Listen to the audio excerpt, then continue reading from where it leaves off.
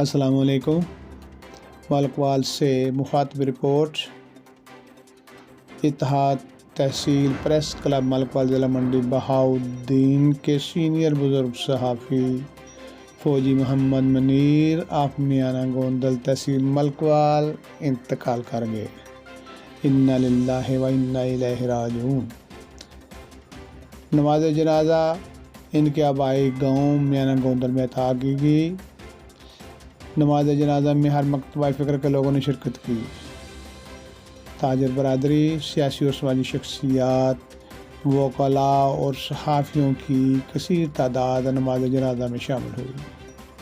इत्तेहाद तहसील press club Malakwal का वफ़द सदर press club Chaudhary منیر احمد के साथ नमाज जनाजा में शरीक हुआ और फातिहा खाने की।